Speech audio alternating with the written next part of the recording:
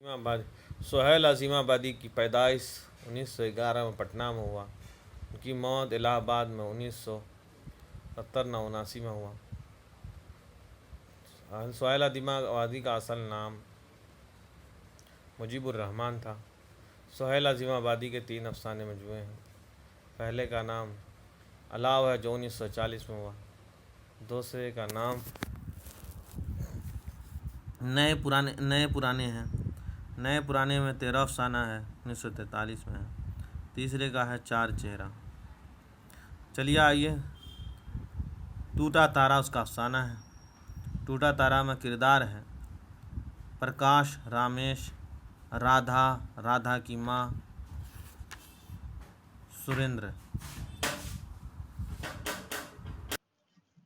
پرکاش آج اس لمبے چوڑے شہر میں وہ خود بالکل اکیلا محسوس کر رہا تھا۔ وہ پارک کے ایک بینچ پر بیٹھا تھا۔ سامنے بڑے سے تالاب میں عالیشان عمارتوں کی بجلی کی روشنی کھیل رہی تھی۔ پارک میں شوقین مزاج لوگ تالاب کے کنارے ٹہل رہے تھے۔ کہیں کہیں کچھ لوگ ایک جگہ بیٹھ کر باتیں کر رہے تھے، آپس کی چھیڑ چھاڑ، دلچسپ باتیں، ہنسی مذاق، قہقہے اور آس پاس کے سڑکوں پر آنے جانے والی گاڑیوں کی کھڑکھڑاہٹ۔ پرکاش پارک کے ایک بینچ پر پیچھے کی طرف جھکا بیٹھا تھا۔ سر کے بال الجھے تھے، اس کی آنکھیں تالاب کی سطح پر تھیں، لیکن اس کا دماغ پچھلے واقعات کی یاد سے بھرا ہوا تھا، جیسے شام کے وقت کبوتروں کا ڈربا یا کسی میلے کے موقع پر تھرڈ کلاس ڈبہ۔ ایک بات اس کی طرح یاد آ رہی تھی، جیسے یکے بعد دیگرے سنیما کی تصویریں۔ اس کا دماغ پریشان تھا۔ اس کو ایک بات یاد آئی جب اس نے اپنی دوست رمیش سے رادھا کا ذکر کیا تھا۔ رمیش نے کہا تھا، ان باتوں کو دل میں جگہ نہ دو، ابھی پڑھائی ختم کر لو۔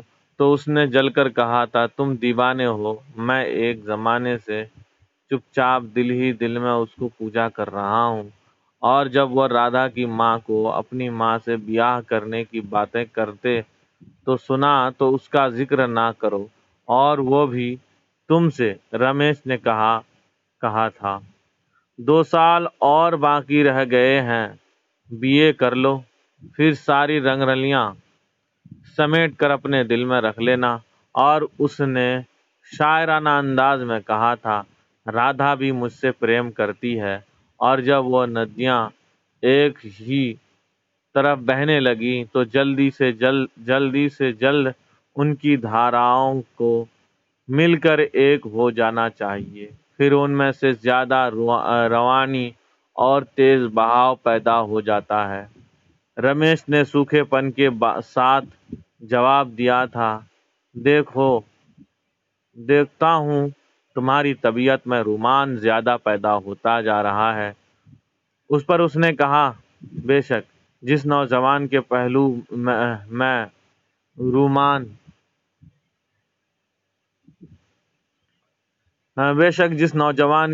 میں رومان پروردہ دل نہیں ہوتا، جس کے دل میں امنگیں پیدا ہوتی ہیں اور نہ ترنگیں اٹھتی ہیں، حوصلے ہوتے ہیں اور نہ ولولے، جس کسی کے دل میں ہر وقت ایک ہنگامہ نہ پیدا ہوتا رہا ہے، اسے نوجوان کہنا غلط۔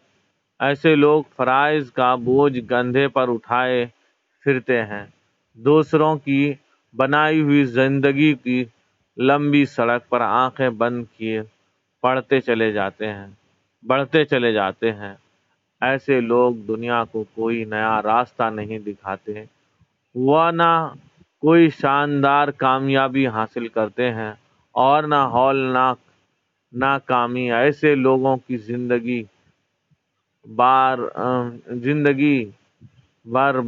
برداری کے بیل سے زیادہ دلچسپ ہرگز نہیں، تم مجھے ایسا ہی بیل دیکھنا چاہتے ہو؟ اس پر رمیش نے بڑی سنجیدگی سے کہا تھا۔ اس لمبی تقریر کا مطلب اس نے جواب دیا تھا، مطلب یہ کہ رادھا کو حاصل کرنے کی ہر ممکن کوشش۔ رمیش نے سمجھاتے ہوئے کہا تھا، کوشش کی بات کیا ہے؟ یہ تو جانی ہوئی بات ہے کہ وہ تم سے بیاہی جائے گی، پھر دن رات اس کے خیال میں ڈوبے رہنا کیا مانے؟ اس نے زیادہ اہم مسئلہ تعلیم کا ہے، اس سے غفلت نہ کرو۔ رمیش کی اس بات پر وہ خفا ہو کر اس کے گھر سے چلا آیا تھا، اور وہ خفگی اتنی تھی کہ رمیش سے ملنا جلنا اس نے ترک کر دیا تھا۔ آج نہ جانے رمیش کہاں تھا۔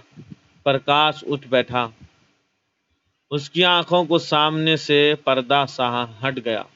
رمیش نے موقع پر جو باتیں کہی تھی وہ سب ایک ایک کر کے سامنے تھی۔ اس کا دل چاہا کہ خوب روئے، مگر رو نہ سکا۔ دوسرے واقعات یاد آنے لگے۔ وہ چپ چاپ سوچنے لگا، اب کیا ہو؟ یکایک اسے رادھا کا جملہ یاد آ گیا، جب اس نے پہلی مرتبہ کھل کر محبت کا اقرار کیا تھا۔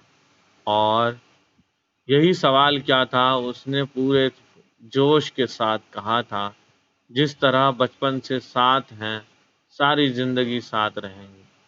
اس کو بچپن سے لے کر جوانی تک کی باتیں ایک ایک کر کے یاد آنے لگی۔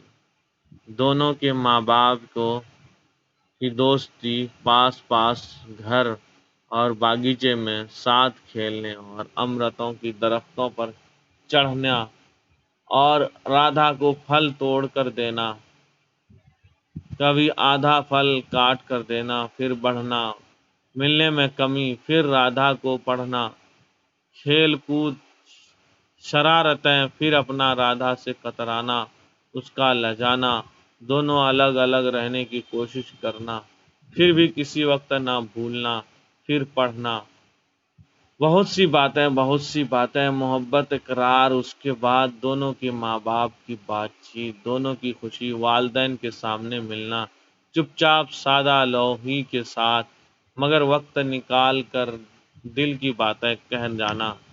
پھر ایک دن کی بات اس کو یاد آئی۔ وہ اپنے کمرے میں اکیلا بیٹھا تھا، اس کے ہاتھ میں ایک کتاب تھی، لیکن اس کا دماغ اور دل دونوں ایک فلم کی کہانی میں الجھے ہوتے تھے جو اس کے پچھلی رات کو دیکھا۔ کہانی میں یہ ثابت کیا گیا تھا کہ مرد کم طرف اور بے وفا ہوتا ہے، عورت مجسم ایثار و شرافت کا نمونہ ہوتی ہے۔ محبت کیا ہے؟ وہ اپنے کمرے میں اکیلا بیٹھا تھا۔ وہ سوچ رہا تھا کہ کہانی کے مصنف کا خیال کس حد تک صحیح ہے۔ اتنے میں رادھا آ گئی، بالکل اچانک طور پر۔ وہ آتے ہی سوال کر بیٹھی، آپ کا سریندر کے بارے میں کیا خیال ہے؟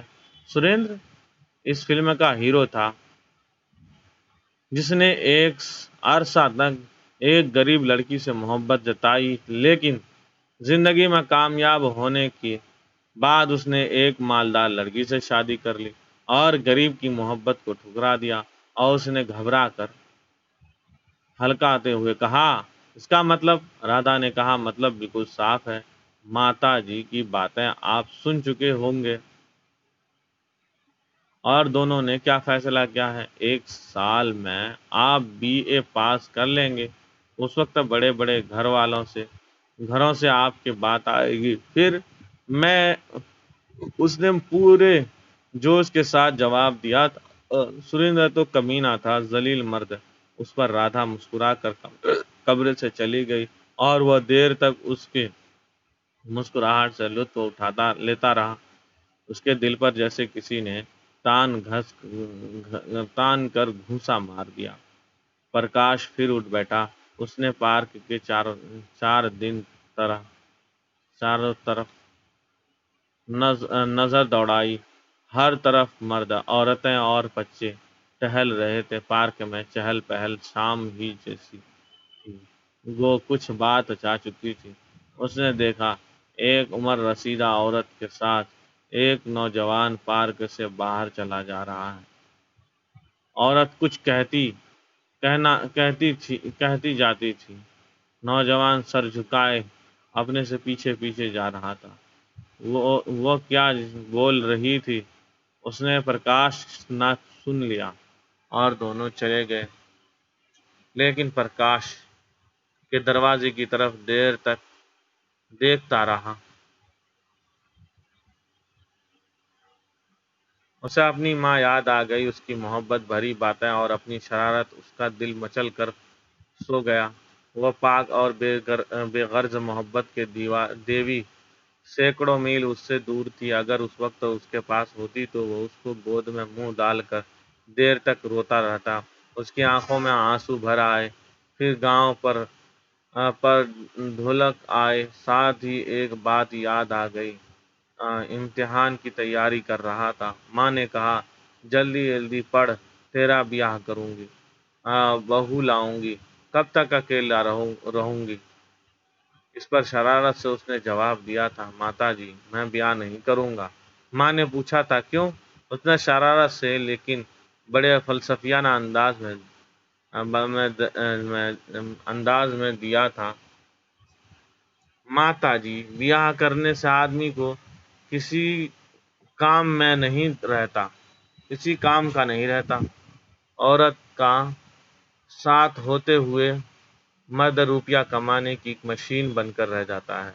उसकी सारी खुशियाँ औरत की खुशियों की भेंट चढ़ जाती है।